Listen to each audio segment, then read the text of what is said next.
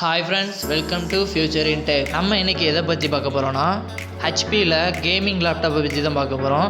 இந்த லேப்டாப்பில் கேமிங் சப்போர்ட்லாம் எப்படி இருக்குது, பர்சனல் யூசேஜுக்கு இந்த லேப்டாப் எப்படிலாம் இருக்குதுன்னு நம்ம ஃபுல் டீட்டெயில்ஸ் இந்த வீடியோவில் பார்க்கலாம்.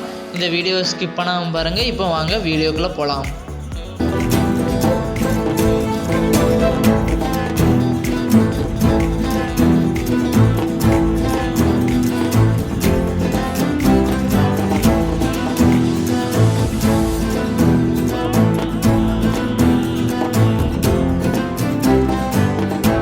நம்ம ஹெச்பி லேப்டாப்பில் என்னெல்லாம் ஜெனரலாக கொடுத்துருக்காங்கன்னு ஒரு லைட்டாக பார்த்துக்கலாம்.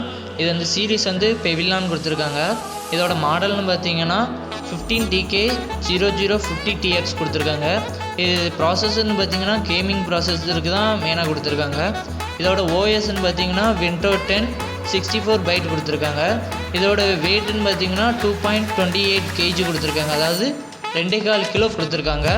அதே இது இந்த லேப்டாப்பை நீங்கள் வெளியே வாங்குறேன்னு இருந்தீங்கன்னா முதல்ல வாரண்டி கார்டு இருக்கான்னு பார்த்து வாங்குங்க. ஏன்னா இதுக்கு 1 இயர் வாரண்டி கார்டும் கொடுத்துருக்காங்க.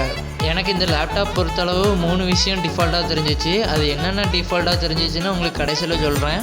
அடுத்தது நம்ம இதோட டிஸ்பிளேன்னு பார்த்தோம்னா டிஸ்பிளே டைப் வந்து எல்இடியில் கொடுத்துருக்காங்க. இந்த லேப்டாப்புக்கு டிஸ்பிளே டச் கிடையாதுன்னு சொல்லியிருக்காங்க. இதோட சைஸுன்னு பார்த்தோன்னா 15.6 இன்ச்சஸ் கொடுத்துருக்காங்க. ஃபுல் ஹெச்டி எல்இடி டிஸ்பிளே தான் கொடுத்துருக்காங்க. அதனால் சூப்பராக தான் இருக்கும் டிஸ்பிளே பொறுத்தளவு.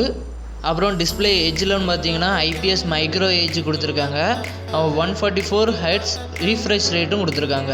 அப்புறம் என்னெல்லாம் இந்த லேப்டாப்பில் இருக்குதுன்னு பார்த்துக்கலாம். கேமரா கொடுத்துருக்காங்க. அப்புறம் ப்ளூடூத் வெர்ஷனில் 5 கொடுத்துருக்காங்க. மைக்ரோஃபோன் கொடுத்துருக்காங்க. இது எல்லாமே எல்லா லேப்டாப்லேயும் இருக்கிறது தான். அடுத்ததாக நம்ம இதில் பார்த்தோன்னா HDMI போட்டு கொடுத்துருக்காங்க. இதில் வந்து VGA போட்டு கிடையாது. ஏன்னா எல்லா லேப்டாப்லேயுமே இப்போ HDMI போட்டு தான் கொடுக்காங்க. உங்களுக்கு VGA போட்டு வேணும்னா பைலிங் நான் கீழே தரேன், நீங்கள் அதை வாங்கி யூஸ்ஃபுல்லாக்கிக்கோங்க.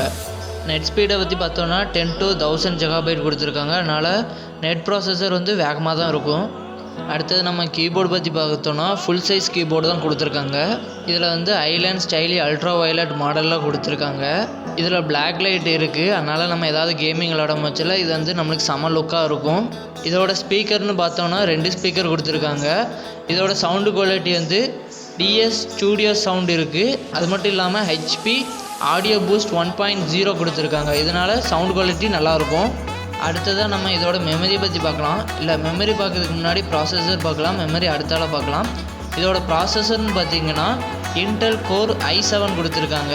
9th ஜெனரேஷன் கொடுத்துருக்காங்க. அதனால் ப்ராசஸர் ஸ்பீடு வந்து ஸ்பீடாக இருக்கும். இந்த ப்ராசஸரில் ஒர்க் ஷாப்பு, கேடு இது போல் ஹை லெவல் சாஃப்ட்வேர்லாம் இந்த ப்ராசஸர் மூலமாக நம்ம யூஸ் பண்ணிக்கலாம். அடுத்ததாக நம்ம கிராஃபிக்ஸ் பற்றி பார்த்தோன்னா NVIDIA கிராஃபிக்ஸ் கொடுத்துருக்காங்க. NVIDIAவில் GeForce GTX 1650 கிராஃபிக்ஸ் கொடுத்துருக்காங்க. அதனால் கிராஃபிக்ஸ் நல்லாயிருக்கும். கிராஃபிக்ஸ் மெமரின்னு பார்த்தோன்னா 4GB கொடுத்துருக்காங்க. அதனால் கிராஃபிக்ஸ் பொறுத்தளவு ஒரு பிரச்சனையும் இருக்காது, சூப்பராக இருக்கும். இந்த லேப்டாப்பை பொறுத்தளவுக்கு முக்கியமான இடத்துக்கு வந்துட்டோம், அதுதான் மெமரி. மெமரின்னு பார்த்தோன்னா RAM 8GB DDR4 கொடுத்துருக்காங்க. கேமிங் சப்போர்ட்டுக்கு 8GB காணாது தான். ஏன்னா நம்ம ஹை லெவல் கிராஃபிக்ஸ் கேம் விளாண்டோன்னா இது வந்து கொஞ்சம் ஸ்லோவாகவும், மற்றபடி ஒரு பிரச்சனை இருக்காது. அடுத்ததாக இதோட ரேம்பஸ் ஸ்பீடுன்னு பார்த்தோன்னா 2666 MHz கொடுத்துருக்காங்க. அதனால் ஸ்பீடு சூப்பராக இருக்கும். இதில் வந்து ரேம் ஸ்லாட் வந்து 2 கொடுத்துருக்காங்க. ஒன்று SSD, இன்னொன்று ஹார்ட் டிஸ்க். இதில் வந்து SSD வந்து 256 GB கொடுத்துருக்காங்க. அதே இது ஹார்ட் டிஸ்க் வந்து 1 TB கொடுத்துருக்காங்க. அதனால் ஏதாவது ஸ்டோரேஜ் பண்ணணும்னா நம்ம ஹார்ட் டிஸ்கில் ஸ்டோரேஜ் பண்ணிக்கலாம். இதில் வந்து ஆப்டிக்கல் டிரைவ் கிடையாது, ஆனால் இதை நம்ம தனியாக யூஸ் பண்ணிக்கலாம். அதோட பைலிங்க்கு நான் கீழே கொடுத்துருக்கேன், அதை டச் பண்ணி வாங்கி யூஸ்ஃபுல்லாக்கிக்கோங்க. இது பேட்டரி டைப்னு பார்த்தோன்னா லித்தியம் அயான் டைப்பில் தான் கொடுத்துருக்காங்க.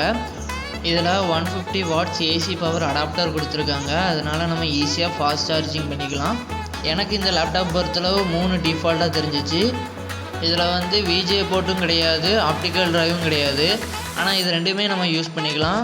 அந்த ரெண்டோட லிங்க்கையும் நான் கீழே கொடுத்துருக்கேன், மறக்காமல் பார்த்து யூஸ்ஃபுல்லாக்கிக்கோங்க. 3ஆவது டிஃபால்ட்டுன்னு பார்த்தீங்கன்னா ரேம் தான். ஏன்னா 8GB தான் கொடுத்துருக்காங்க. இது நம்ம கேமுக்கு மட்டும் விளாடுறோன்னா இந்த லேப்டாப் சூப்பராக இருக்கும், ஒரு பிரச்சனையும் இருக்காது.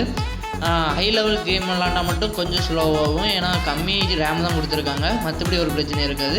இது சூப்பர் லேப்டாப் தான். அவ்வளோதான் ஃப்ரெண்ட்ஸ், இதோட வீடியோ முடிச்சுக்கலாம். இந்த வீடியோ உங்களுக்கு பிடிச்சிருக்குன்னு நான் நம்புகிறேன். இந்த வீடியோ பற்றி ஏதாவது ஒப்பீனியன் இருந்தால் கமெண்ட் பாக்ஸில் கமெண்ட் பண்ணுங்கள். மறக்காமல் லைக் பட்டன் லைக் பண்ணி சப்ஸ்கிரைப் பண்ணி பெல் ஐக்கான் ஆன் பண்ணி வச்சுக்கோங்க. அப்போ தான் நான் போடுற ஒவ்வொரு வீடியோவும் உங்களுக்கு நோட்டிஃபிகேஷனாக வரும். Thank you friends, see you, bye.